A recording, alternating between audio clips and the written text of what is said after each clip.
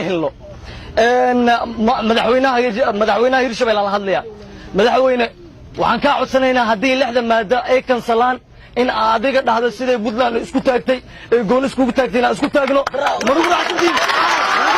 idinkana waxa la idin ka rabaa inaad ka warqabtaan oo aad iska celisaan qofka idinku soo dhax dhuumanaya oo raba inuu magaciina faldambiyeed ku geysto intaas waa ku filantii Soomaa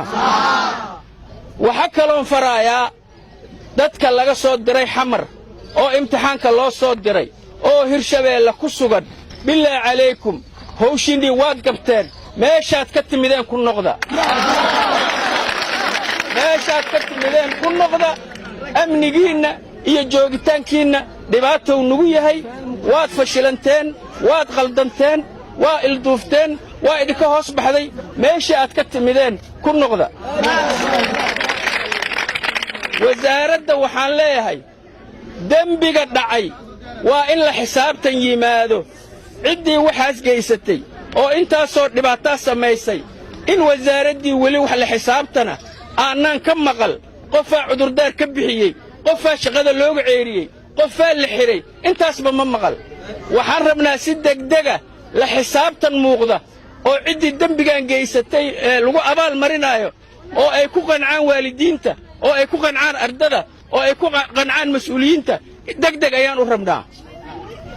arrinta waxbarashada waxaan idin sheegayaa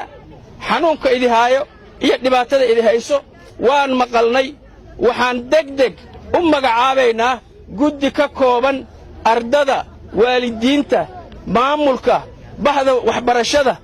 iyo in alla intii maxoogaa culamaa diinka in alla intii ka naxayso dhalinyarada iyo waxbarashadooda annagoo ka warsugayna guddigaas wixii ay soo saaraan hal shay waa idinka ballan qaaday maanta wixii ka dambeeyo waxbarashada ardada Hirshabeelle waxaa mas'uul ka ah dawladda Hirshabeelle waxa laga qabanayo iyo go'aanada la qaadan doonane waxay ka dhalan doonaan la tashiga aan la sameeyno guddigaas sidii ay tala noogu soo jeediyaan sidii ardada u roon sidii mustaqbalkooda u roon sidii cadaaladu ku jirto markaan fiirino ayaan go'aan ka qaadan doonaa laakiin waxaan idin ballan qaadnay waxbarashada Hirshabeelle mas'uuliyadeeda Hirshabeelle